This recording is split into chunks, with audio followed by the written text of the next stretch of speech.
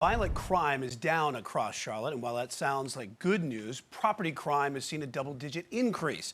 And police say most of it, the offenders, are minors. Queen City News reporter Will Lewis live at CMPD headquarters tonight. And Will, the majority of the property crimes are stolen vehicles. Yeah, that's right, Brian. CMPD tells us with social media showing people how to steal certain models of vehicles and them officers finding firearms in those vehicles, crime has upticked just a little bit this year.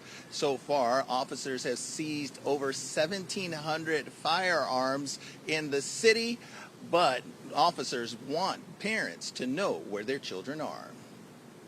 CMPD says the uptick in property crimes is being driven by the large number of auto thefts, a 143% increase over this same time last year. Also, the largest increase in the category ever. From January 1st to June 30th, 3,717 have had their cars stolen. That's 3,717 people that have been put in situations where they could not get to work, or drive their kids to school, or go to the grocery store because someone took away their transportation. Of those vehicles, 2,300 were Hondas or Kias. Queen City News spoke with many owners in the city, and even if they get their vehicle back, I loved my car so much, and now I don't want to drive it anymore because I feel like I'm constantly going to be worried about it being stolen. CMPD says social media is having a negative effect on the teens, and so is the fact many are committing multiple crimes before a custody order is granted to keep them behind bars. Man, I don't get in trouble. I'm going to keep doing it. And that's where it gets disheartening as a police officer. CMPD is citing parents, but they are also working with parents to be more aware of where their children are.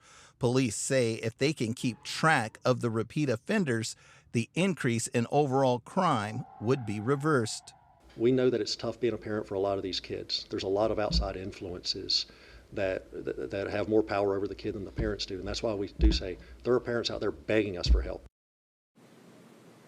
Yeah, there's plenty of work to be done by those officers, but let's just go back to those over 1,700 firearms that were seized. CMPD tells us that 612 of them came from stolen vehicles.